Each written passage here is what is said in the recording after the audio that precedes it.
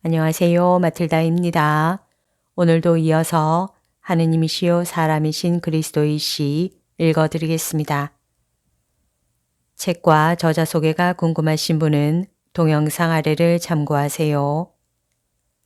공생활 둘째 해 4장 시카르의 주민들과 함께 사마리아의 유력자들이 포티나이에게 인도되어 떼를 지어 예수께로 온다. 하느님께서 선생님과 함께 계시기를 바랍니다. 선생님은 예언자이시고 저희들을 업신여기지 않고 저희들과 말씀하신다고 이 여인이 말했습니다. 저희들과 같이 머무르시면서 저희들에게 선생님의 말씀을 거절하지 마시기를 청합니다. 저희들이 유다와 갈라져 있는 것은 사실이지만 유다만이 거룩하고 죄는 모두 사마리아에게 있다는 것은 사실이 아니니까요. 저희들 가운데에도 의인들이 있습니다. 나도 이 여인에게 그런 생각을 말했습니다. 나는 나를 강요하지 않습니다. 그러나 누가 나를 찾으면 거부하지도 않습니다. 선생님의 말씀이 옳습니다. 이 여인은 선생님이 그리스도시라고 말했습니다. 그것이 사실입니까? 하느님의 이름으로 대답해 주십시오. 나는 그리스도입니다. 메시아의 시대가 왔습니다. 이스라엘을 그의 왕이 모았습니다. 그러나 이스라엘만이 아닙니다. 그러나 선생님은 저희들과 같이 틀린 생각을 가지고 있지 않은 사람들 편이시겠지요. 하고 위험 있는 노인이 지적한다. 노인장, 나는 노인장이 여기 있는 모든 사람의 지도자시라는 것을 알겠고 진리를 성실하게 찾으신다는 것도 알겠습니다. 이제는 성서의 지식을 가지고 계신 노인장 들으십시오. 나에게는 성령께서 에제키엘에게 예언자의 사명을 알리실 때 말씀하신 것과 같은 말을 하셨습니다. 사람의 아들아, 나는 너를 이스라엘의 자손들에게 나에게서 멀리 떠나간 반역자들에게 보낸다. 그들은 머리가 굳고 길들일 수 없는 마음을 가진 아들들이다. 그들이 너의 말을 듣고 나서는 나의 말인 너의 말을 참작하지 않게 될 수도 있을 것이다. 그 집은 반역하는 집이니까. 그러나 그들은 적어도 그들 가운데 예언자가 한 사람 있다는 것은 알 것이다. 그러므로 너는 그들을 무서워하지 말고 그들의 말을 듣고 불안해하지 말아라. 그들은 불신하고 반항적인 사람들이기 때문이다. 그들이 너의 말에 귀를 기울이든지 너의 말을 거부하든지 그들에게 나의 말을 전하여라. 너는 내가 하라는 것을 하여라. 저들과 같이 반역자가 되지 않기 위해 나에게 말한 것을 들어라. 따라서 내가 너에게 줄 음식을 무엇이든지 먹어라. 그래서 나는 왔습니다. 나는 착각하지 않습니다. 그래서 승리자로 받아들여지기를 바라지는 않습니다. 그러나 하느님의 뜻이 내 기분 좋은 것이니 나는 그것을 행합니다.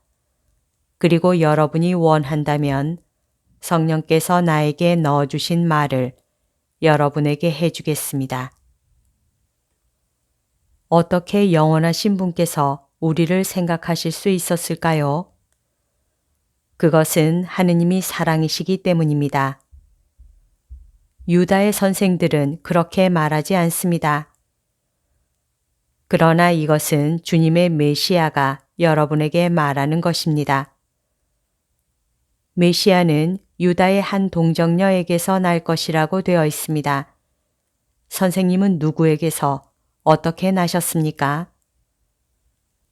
베들레헴 에프라타에서 다윗 가문의 마리아에게서 성령의 잉태의 작용으로 태어났습니다. 이것을 믿으십시오. 예수께서 마리아의 동정을 선언하실 때는 그분의 아름다운 목소리가 기쁜 승리의 나팔 소리와도 같다. 선생님의 얼굴이 찬란하게 빛납니다. 아니, 선생님은 거짓말을 하실 수가 없습니다. 어둠의 아들들은 얼굴이 어둡고 눈이 흐립니다. 그런데 선생님은 빛나시고 선생님의 눈은 4월의 아침같이 맑고 선생님의 말씀은 훌륭합니다. 제발 시카르에 들어오셔서 이 백성의 아들들을 가르쳐 주십시오. 그런 다음 떠나십시오. 그러면 저희들은 저희들의 하늘을 지나간 큰 별을 기억할 것입니다. 그런데 여러분은 왜 그 별을 따르지 않습니까? 어떻게 그렇게 할 수가 있습니까? 말을 하면서 그들은 시내를 향하여 들어간다. 저희들은 갈라진 사람들입니다. 적어도 그렇게 말들 해왔습니다. 그러나 저희들은 이 믿음을 가지고 태어났고 그래서 이 믿음을 버리는 것이 옳은지 모릅니다. 그뿐 아니라 그렇습니다. 선생님과는 저희들이 말을 할 수 있다고 느낍니다. 또 그리고 저희들도 눈이 있어 볼 수 있고 머리가 있어 생각할 수가 있습니다. 여행으로나 장사로 선생님네 땅을 지나가면서 저희들이 보는 모든 것이 하느님께서 유다의 여러분이나 갈릴레아의 여러분과 함께 계시다고 저희들에게 믿게 할 정도로 거룩하지는 않습니다. 정말 잘 들어두십시오. 모욕과 저주로 여러분을 설득하고 하느님께로 데려오지 못한 것이 아니라 모범과 사랑으로 그렇게 하지 못했다는 사실은 이스라엘의 나머지 부분에 대한 고소 조항이 될 것입니다. 선생님께서는 정말 지혜가 많습니다. 다들 들으시오. 모두가 감탄하여 속삭임으로써 그들의 동의를 나타낸다.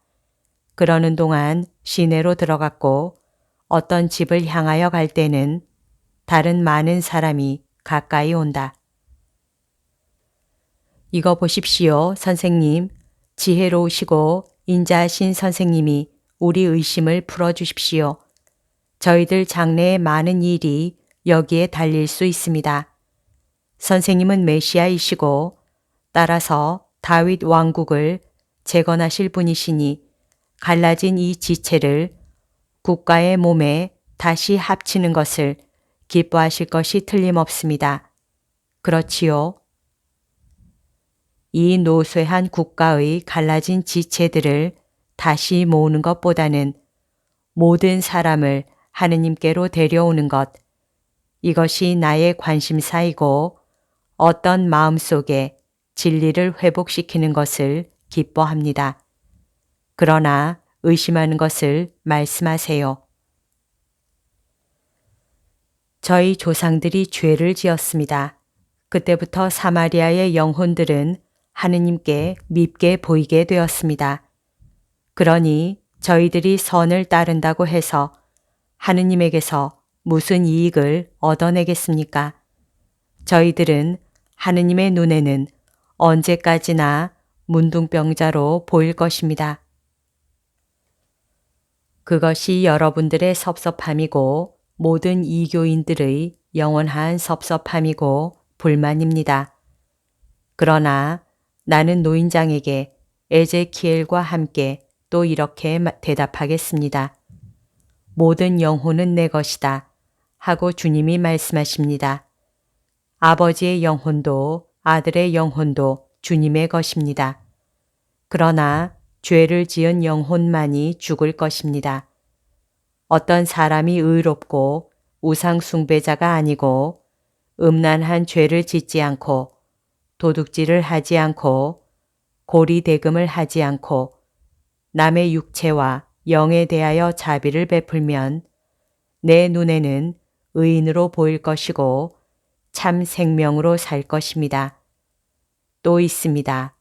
어떤 의인이 모반하는 아들을 두었으면 그 아들이 혹 아버지가 의인이기 때문에 생명을 얻겠습니까? 아닙니다. 얻지 못합니다. 또 있습니다.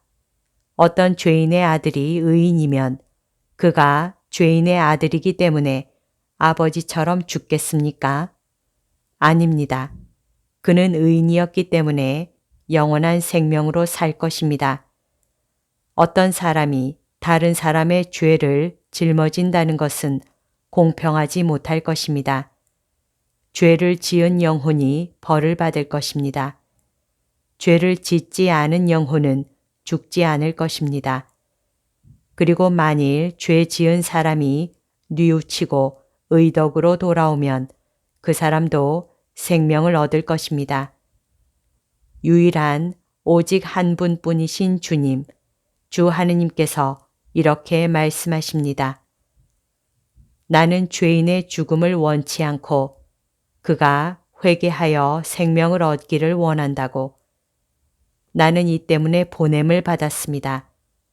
방황하는 아들들이여, 여러분이 참 생명을 얻으라고 보냄을 받았습니다. 나는 생명입니다. 나와 나를 보내신 분을 믿는 사람은 비록 지금까지 죄인이었다 하더라도 영원한 생명을 얻을 것입니다. 선생님, 제 집에 다 왔습니다. 저의 집에 들어오시는 것이 싫지 않으십니까? 나는 죄만을 몹시 싫어합니다. 그러면 들어와 머무르십시오. 함께 식사를 나누십시다.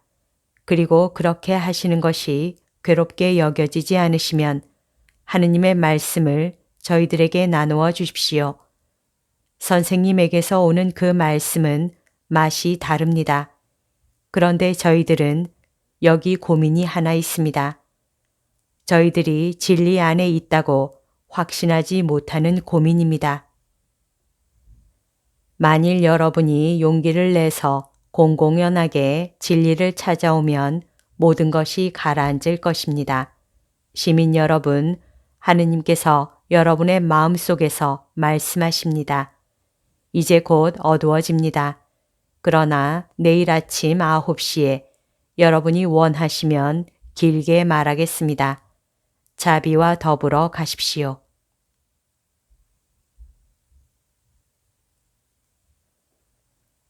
여기까지가 오늘 들려드릴 내용입니다. 오늘도 하느님의 뜻 안에서 서로 사랑하는 하루 보냅시다.